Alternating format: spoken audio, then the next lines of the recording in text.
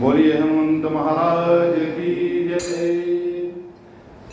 बताते हैं कि जब तक जीव की कुशल नहीं और ना स्वप्न में भी उसके मन को शांति है, जब तक वह शोक के घर काम विषय कामना को छोड़कर श्री रामचंद्र जी को नहीं भजता है। यहाँ पर ये बता रहे हैं कि किसी भी जीव की कुशलता, थोड़ा साउंड थोड़ा कम कर दिए, इधर वाला फर्स्ट वाला तो नीचे कर दिए, बहुत ज़्यादा हो गया।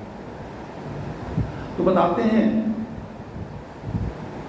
कि जब तक जीव की कुशल नहीं और ना स्वप्न में भी उसके मन को शांति है, जब तक वह शोक के घर काम विषय वासना को छोड़कर श्री राम जी को नहीं भजता है। प्रभु श्री रामचंद्र जी को भजने से, यानी कि प्रभु को भजन करने से जय हो, हमारे मन के अंदर जो काम और शोक का जो घर है वो शांत हो जाता है। हम दूषित अपने विकारों से होते हैं और वो विकार हमें तभी अपनाता है, हमारे अंदर वास करता है, जब हमारा ध्यान प्रभु के चरणों को नहीं भजता है, प्रभु के चरणों में उसमें ध्यान नहीं लगाता है। बोलते हैं कि लोभ मोह मत्सर बोलते हैं डाह को, जो एक दूसरे से डाह करते हैं, आदमी ईर्ष्या करते हैं तो उसको बोलते हैं मत्सर। तो बोलते हैं कि लोभ मोह मत्सर मद और माम आदि अनेकों दुष्ट तभी तक हृदय में बसते हैं। मद किसको बोलते हैं? मद के बारे में राय को बता सकते हैं? नहीं, मद घमंड नहीं होता है। मद बोलते हैं जो चीज़ नहीं जानता है फिर भी वो अपने को दिखाता है कि मैं जानता हूँ।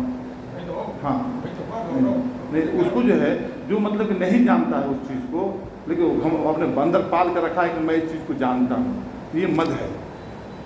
तो यहाँ पर बता रहे हैं कि मद और मान आदि अनेकों दुष्ट तभी तक हृदय में बसते हैं जब तक कि धनुष बाण और कमर में तरकश धारण किए हुए श्री रघुनाथ जी के हृदय में नहीं बसते हैं। प्रभु श्री रामचंद्र जी का जब वास हो जाता है तो ये सब दूर हो जाते हैं।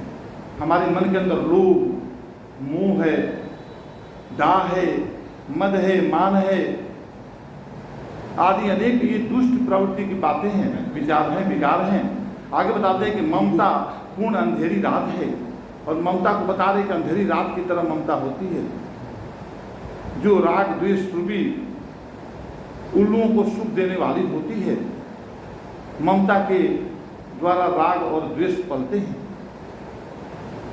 वह ममता रूपी रात्रि तभी तक जीव के मन में बसती है जब तक प्रभु आपका प्रताप रूपी सूर्य उदय नहीं होता, यानी कि आपका जब तक से जिसके जीवन में आगमन नहीं होता है, आपको जो नहीं भजता है, उसको ये सब उसके मन में हमेशा वास करते रहते हैं। हे श्री राम जी, आपके चरण वृंद के दर्शन कर अब मैं कुशल से हूँ। विभीषण जी कह रहे हैं अब मैं कुशल मंगल हो गया हूँ, मेरी भारी भय मिट गई है। हे कृपालु, आप जिस पर अनुकूल होते हैं उसे तीनों प्रकार के भवशूल नहीं व्यापते। 3 प्रकार के भव व्यापते हैं, जो आध्यात्मिक, अधिदैविक और अधिभौतिक ताप व्याप्त होता है। लेकिन जब प्रभु कृपा होता है तो तीनों ये ताप जो है उसे नहीं व्याप्त। आगे बताते हैं कि मैं अत्यंत नीच स्वभाव का राक्षस हूँ, मैंने कभी शुभ आचरण नहीं किया, जिनका रूप मुनियों के भी ध्यान में नहीं आता। मैं वो राक्षस रूप मुनियों भी ध्यान में नहीं रखते। बोलते हैं कि जिसका स्वरूप रूप मुनियों भी ध्यान में नहीं रखते, उन प्रभु ने स्वयं हर्षित होकर मुझे अपने हृदय से लगा लिया। आप प्रभु, आप करुणा के सागर हैं, कृपा सिंधु हैं, आप ऐसे विचार वाले को भी आप धारण कर लेते हैं। अब इसके आगे अभी जो है भजन के माध्यम से